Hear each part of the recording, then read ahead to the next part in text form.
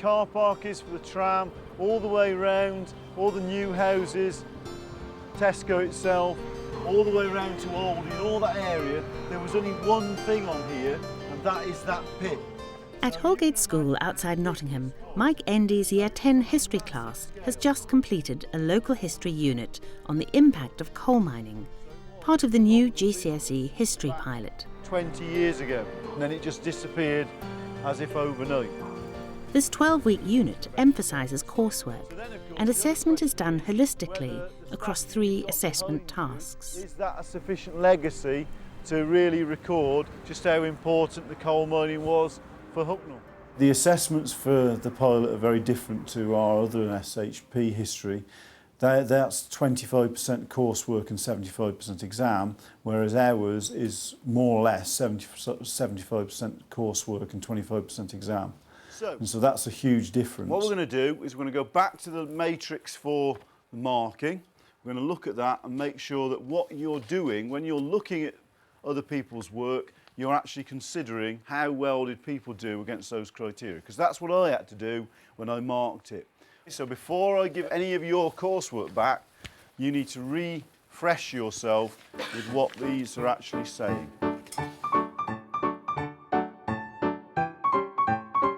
I just want to draw your attention to things on that criteria list, things that we can say for next time you definitely have to pay attention to. So, select, organise and deploy effectively. So in other words, what sources are you going to use? Good understanding of the significance of the issue. Did you show how coal mining was important in the past, but also how it carried through to say where there was a significance and a legacy today? Critical use of sources with well-substantiated conclusions. When you finished work, did you actually bring it all to a conclusion? Did you say what you thought on the basis of the evidence you'd looked at? Or did you the marking process was obviously new. This idea that you mark holistically, you take the whole lot, there's not bits of marks here, there and everywhere. The challenge was really to look at the 3 pieces of work and then be able to say from those 3 pieces of work that there was just one band and one mark. It's got to be marked holistically. In other words, rather than having a mark scheme for the first part, the second part and the third part, I have to look at the whole lot. And on the basis of the whole lot, that's how I decide a mark. Sometimes Beth Ann is level 4, sometimes she's level 5 in these areas. So overall, I feel she is mostly a level 5 or mostly a level 4. And that's how you've got to decide. What about in the bands? So once I've decided, Blake, that you are a level 5, what sort of things am I going to use to say, OK, you are a level 5, but are you at the top of level 5 or are you towards the bottom? Spelling, good English. Yeah, exactly. Spelling, punctuation, grammar, how you communicate. Hucknall kept coming up as a little H. There were spelling errors and various other things, and all the time I'm afraid that's having to say, right, OK, you're definitely in band 5, Blake, but you're going down band 5. So communication is one thing. The other sorts of things are quite straightforward. They're things like, how much depth did you go into? How much explanation did you really give? So what do you have to keep making sure you're doing all the time? Every paragraph, what do you need to go back to? The question. Yeah, well done, Alex. Yeah, you've got to go and say, am I still on this question or am I just wandering off? Although I'm going to try and get you to say how you should improve your work, I do want you to remember that lots of your work was good. As you are all nicely set in pairs, can you swap your work with each other and actually then pick up on a few themes? OK. Carry on. You didn't even use the Unwritten Testament, did you? The Winter's one. William Winter? Huh? I did. You used the miners that came in really well because you put loads of quotes in it. So you didn't just rely on like the ones we had in lesson, you used like your own quotes. So I think like you trailed off sometimes. So, but most of what I was doing. most of it was like proper to the point and explained it really well. So. Yeah, using that particular source would have been useful, but you know, you were selecting, so it was up to you to do which you wanted. What you did do, you used the census material really well, because you were sort of saying, well, before it was like this, and after, I know it was like that, and that was really well done. So it swings and roundabouts, and not everyone's going to use the same thing, otherwise I'd be cheating. Alec, tell me something about Blake's. What would you say he most needed to do? Use the unwritten testimony by William Winters. Right. Because that could have probably got his grade up. Yeah, so a selection issue, yeah. And he definitely could have probably improved his spelling and grammar. Right. Jordan, what did you notice about Beth Ann's that you thought, wow, that was really good? Yeah, she explained the area very well. She was basically straight to the point as well. Right. What do you think about Jordan's? Pick out something good about Jordan's, but then be critical. But right? it is good. It's got quite a lot of good information in it. What about the marking framework? Pick something specific from there that you think he should have done. Why did he only get band 3? Because he didn't really explain some things. Right, so he left some things unexplained. So if you're going to do the identification, if you're going to use those sources, you really do need to follow it through and make your own stamp on it and actually say what you think about it. The 19th century task was really one where we were asking the students to look at Hucknall from the early period, and it wasn't too difficult to do because they could see from a variety of sources that Hucknall wasn't in a very good state.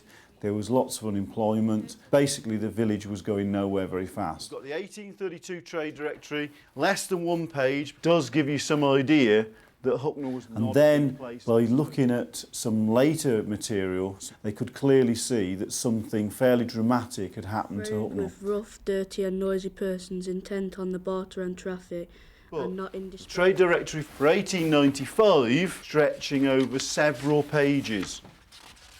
Right, so this is your question 1, Alice. This is what I was sort of picking up on yours. Keeping the task's significance in mind, reaching conclusions. Right, now at this end, obviously at the end, you were really good at reaching conclusions. There was no doubt about your overall conclusion. Yeah. But I think there was a need to sort of draw things together halfway through. So you were going down here, you were talking about Hucknall before the coal mines appeared. Concluded before, and then after. And then you've got, as well as jobs, you just went through a list of jobs there were. After coal mining came, so you've just sort of, right, I've been talking about before the mines, and now I've dispensed with that, I don't want to bother with it anymore. I think they were inclined to just do the traditional history and say, well, this is what it was like before, this is what it was like after. I can interpret both of these and I can tell you what caused it, but then, oh, you want me to tell, and then I've got to bolt this thing on about the significance of what all this was. So that it was sort of a reminding game, really, which you shouldn't have to do, but obviously with GCSE students you do. We'll start off with Alex. So we're looking at the introduction of the National Coal Board. Have you ever heard of the National Coal Board? Nope. Right. So the second assessment task was based on the early 20th century, and the aim there was to look more at a national focus. And I wanted to use a different method of the students producing this, so we took a risk and went for PowerPoint, but without all the gizmos and fancy bits flying onto the screen. No children like you would have worked underground? I think they did come up with some fairly major themes and also find out some quite interesting material about the state of the coal industry at that stage. Hundreds of collieries were owned by the National Coal Board. Health and working conditions improved. Dissolved in 1994. Well, I would pick up something there. Right, so that's it. Tell me something about Alex's work. The background relates to the topic. Yeah, so that's a nice idea and it sort of gives a theme to it all. Anything else that's good, Jordan? So Pays attention to it. Yeah, it's very snappy, yeah. Right, so now about the critical side. Laura? Every single piece has only got like a tiny little bit of information, and that's not like really what the question was asking you to do. No, there are certainly some themes where he should have done some more. Now I go back to that one, for example. The National Coal Board was dissolved in 1994. What would you maybe add? Do you want to say about that, Alice? No, about something else. Go on then. They didn't bring it locally. Yeah, there's no local, Alex. So you haven't brought the national scene back to the local. And of course the National Coal Board were very active in Nottinghamshire area and even in Hucknall. And the other thing is, as I was saying with this one, What should you have done there? What do you think you should have done there, Ashley? Say why it was dissolved. But we do need to know why all the time, not just facts. And that's one of the things, if you go down the levels in the criteria, if you don't actually explain your own ideas and give interpretations, you're just using everything at what they call surface value. The third assessment task was really the 20th century, the last days of the mine, and then the impact that its closure and the big strike had on it. But it wasn't a bad life.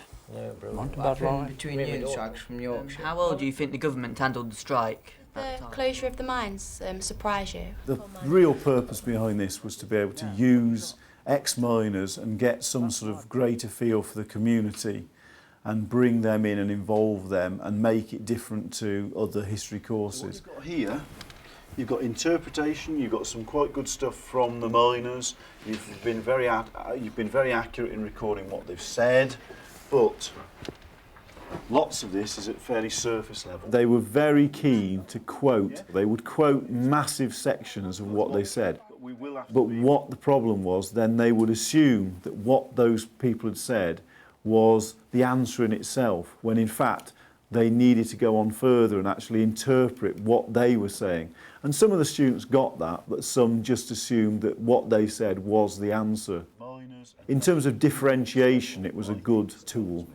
And here, the legacy, you need to say, well, is that important to you? Do you think that's significant as far as you're concerned? Because if you'd have done that, then that would have gone up leaps and bounds to the mark range. So it's just you actually giving a bit of yourself and you saying, well, what you think.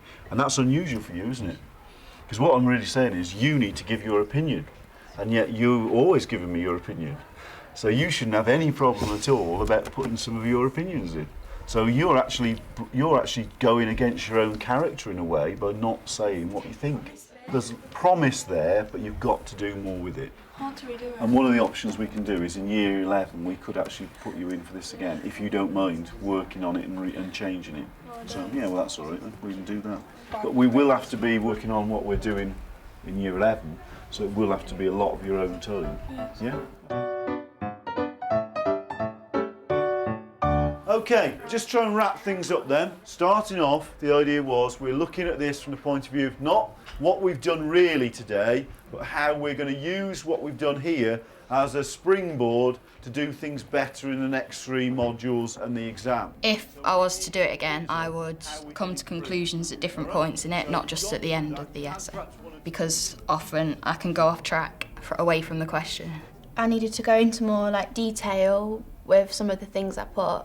So I need to go into more depth and explain my evidence more. Well, I wrote my answer, but I didn't really give my full opinion. It was just a bit like, I put this in. I didn't really give my opinion, I just put in facts. So if I were to do it again, I'd put in my own opinion. When I do my next one, I'm going to make sure that every single piece of evidence that I put in, I evaluate it properly so that it's the right bit, because on one of the bits I think I put a quote but didn't put the right explanation to it. And then I'm going to go into more detail with my conclusion as well, so it goes back to the question.